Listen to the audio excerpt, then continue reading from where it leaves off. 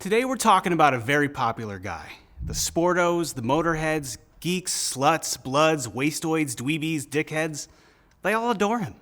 They think he's a righteous dude.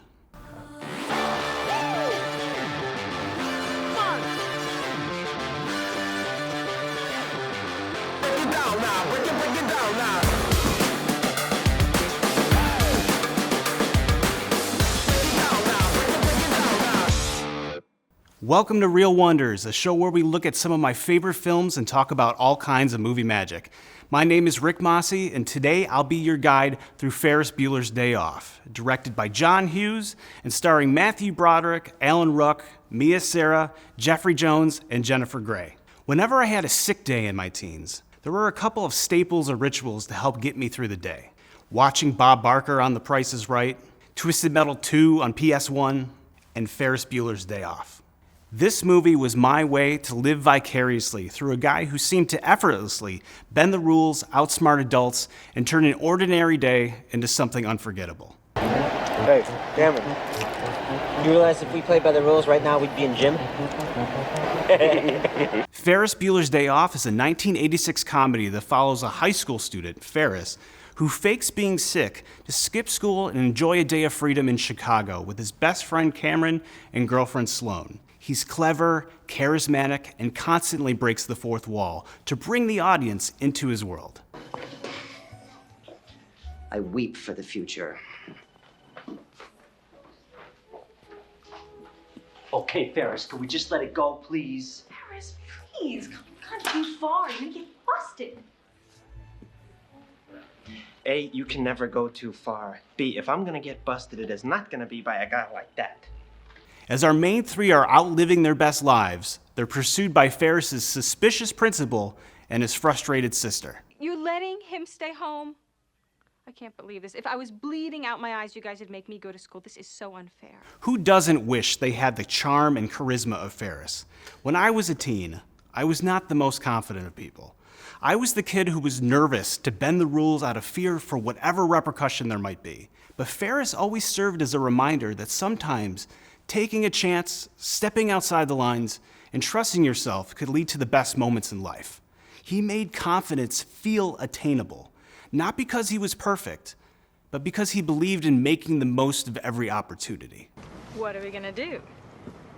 The question isn't what are we going to do, the question is what aren't we going to do? Don't say we're not going to take the car home. Please don't say we're not going to take the car home. Please don't say. If you had access to a car like this, would you take it back right away?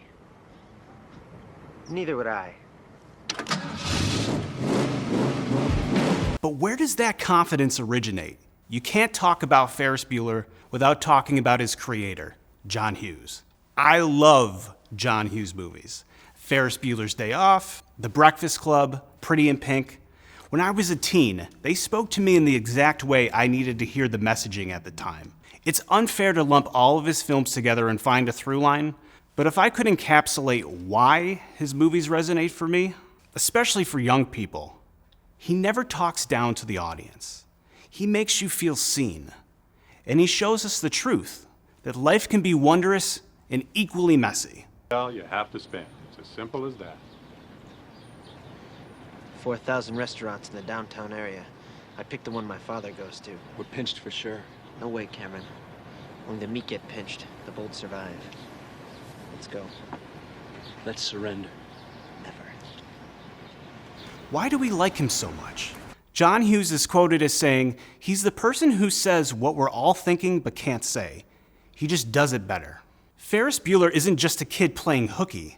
He's a symbol of liberation from the pressures and expectations in everyday life. One of my absolute favorite scenes in this movie that also serves as a great example of Ferris's foresight and wit is the prank phone call scene to Dean of Students Ed Rooney. Yeah, well, it's been a tough morning, and we've got a lot of family business to take care of, so if you wouldn't mind excusing Sloane, I'd appreciate it. Sure. I'd be happy to. Yeah, you just produce a corpse, and I'll release Sloane. I want to see this dead grandmother firsthand.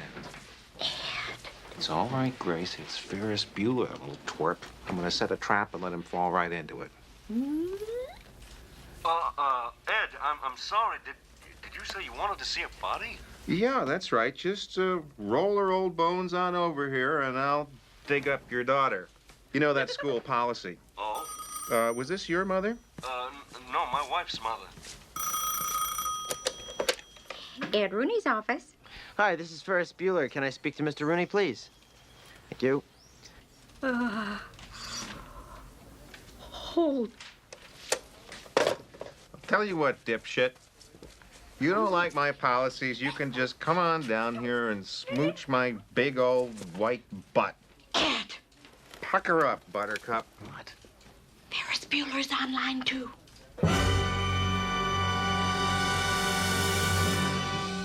The scene is a perfect showcase of Ferris's ability to orchestrate chaos while staying in control at all times. But the highlight of the film has to be the parade scene, with Ferris lip-syncing Dankeschön and Twist and Shout. Contagious is the best word I can think of to describe it.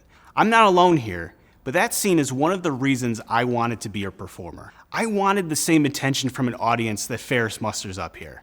Let's talk about our villain here. So it's kind of a sad thing to admit, but Ed Rudy wasn't exactly wrong. He just went about it in the worst possible way.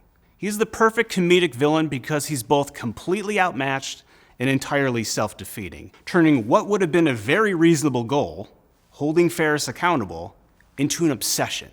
What is so dangerous about a character like Ferris Bueller is he gives good kids bad ideas. Uh-huh. Last thing I need at this point in my career is 1,500 Ferris Bueller disciples running around these halls. He jeopardizes my ability to effectively govern this student body. Well, makes you look like an ass is what he does, Ed. He doesn't want Ferris to manipulate the system, but it's his relentless, over-the-top execution.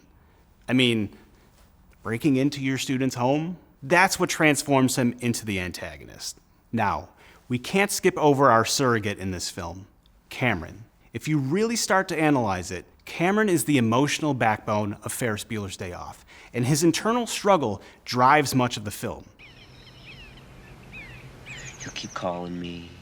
He'll keep calling me until I come over. He'll make me feel guilty. This is ridiculous, okay? I'll go. Shit.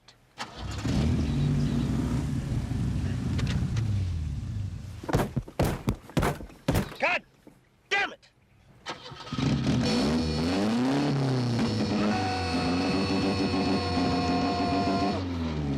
Cameron is anxious, repressed, and weighed down by fear.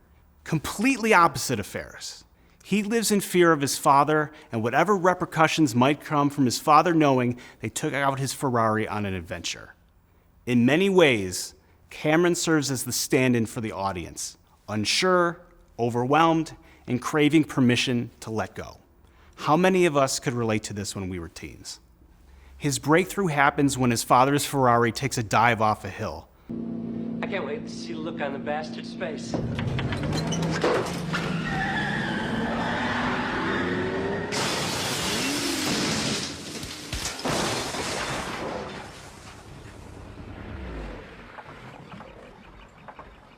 In this moment, he transforms.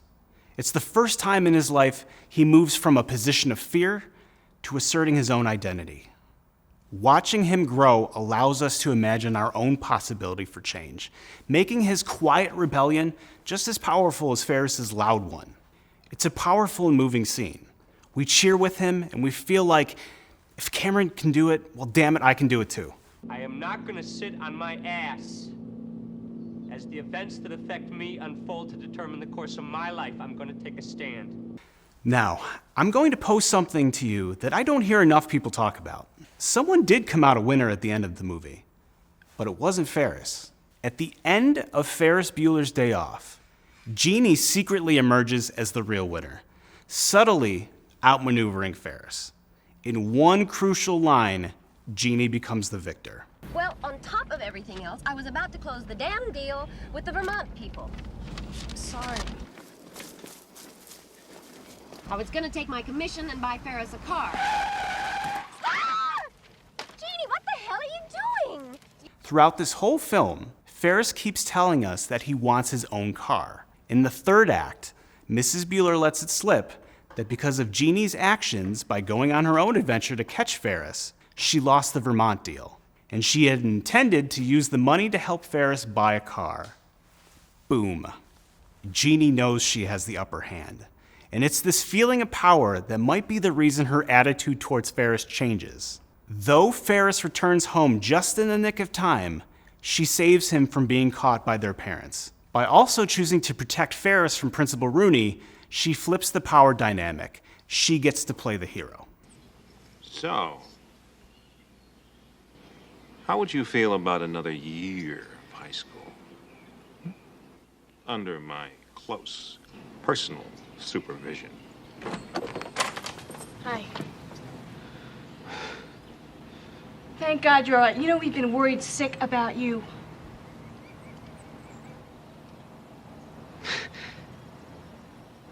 Thank you, Mr. Rooney, for driving him home. Now, I want you to go upstairs and get in bed.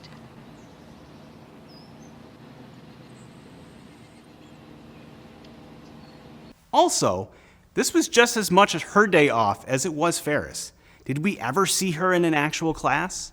Nope. I can't help but feel energized and invigorated every time I finish watching this movie. Ferris's famous quote, I said it before and I'll say it again. Life moves pretty fast. You don't stop and look around once in a while, you could miss it. serves as a reminder that even in the chaos of responsibility, deadlines, and expectations, we all need moments to breathe, appreciate, and live. His words encourage us to step back from the pressure to constantly achieve and instead savor spontaneity. Like Ferris, we should occasionally choose wonder over worry. In a world that often feels like it's moving too fast, his message still rings true. Slow down, enjoy the ride, and don't be afraid to take your own day off now and then. You might just discover something unforgettable. Until next time, I'm Rick Masi, and this is Real Wonders.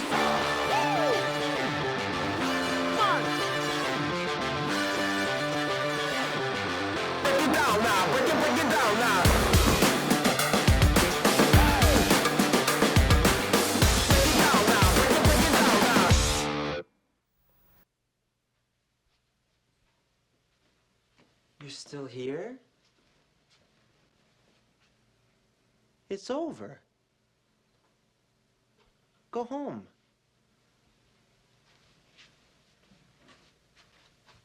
Go.